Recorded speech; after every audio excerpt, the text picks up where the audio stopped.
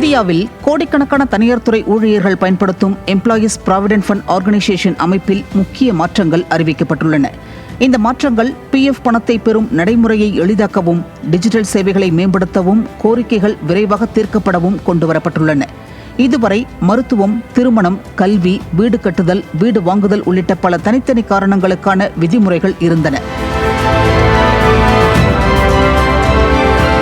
புதிய EPF scheme 2026 அவை 3 பெரிய பிரிவுகளாக எளிமைப்படுத்தப்பட்டுள்ளன.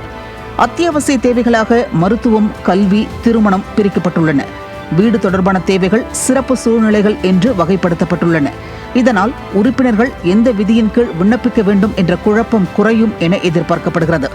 முன்பு பிஎஃப் தொகையை பெற உறுப்பினர்கள் ஆன்லைனில் அல்லது ஆஃப்லைனில் விண்ணப்பித்த பிறகு அந்த விண்ணப்பம் பல கட்ட சரிபார்ப்புகளுக்கு உட்படுத்தப்பட்டது.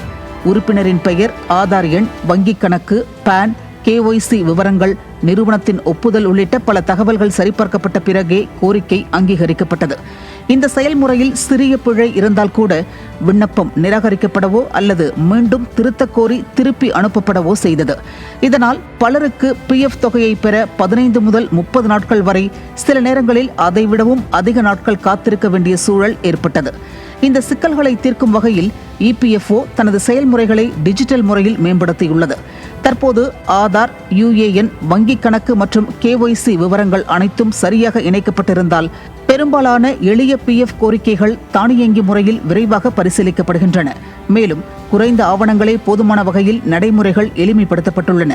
சில வகை பிஎஃப் முன்பணம் பெறும் கோரிக்கைகளை 3 வேலை நாட்களுக்குள் செயல்படுத்தும் இலக்குடன் இபிஎஃப்ஓ செயல்பட்டு வருகிறது. இதன் மூலம் பணியாளர்கள் மருத்துவ அவசர நிலை, கல்வி, திருமணம் அல்லது பிற முக்கிய தேவைகளுக்காக பிஎஃப் தொகையை விரைவாக பெறும் வாய்ப்பு அதிகரித்துள்ளது.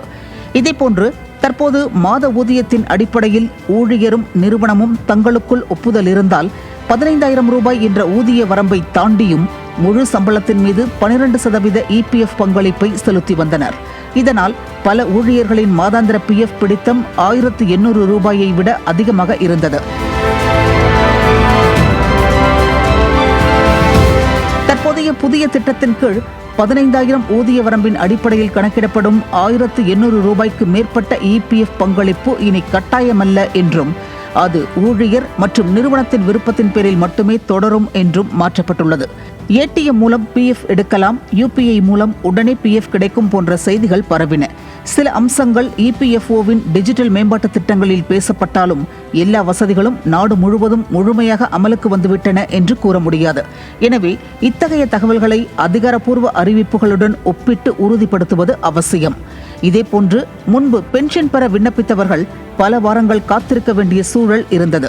புதிய விதிகளின்படி பென்ஷன் கோரிக்கைகள் நிர்ணயிக்கப்பட்ட காலக்கெடுவுக்குள் முடிக்கப்பட வேண்டும். பொதுவாக 20 நாட்களுக்குள் கோரிக்கைகளை தீர்க்கும் நடைமுறை கொண்டுவரப்பட்டுள்ளது. மேலும் இபிஎஃப்ஓவின் தவறால் காரணமின்றி தாமதம் ஏற்பட்டால் நிலுவைத் தொகைக்கு ஆண்டுக்கு 12% வட்டி வழங்கும் விதியும் சேர்க்கப்பட்டுள்ளது.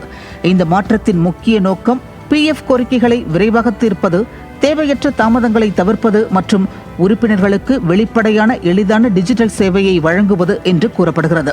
இருப்பினும் நடைமுறையில் சிக்கல்கள் எழுமா, வாடிக்கையாளர்கள் திருப்தி பெறுவார்களா என்பது இனிவரும் காலங்களில் தெரியும். நியூஸ் ஜே செய்திகளுக்காக மாரியப்பன்.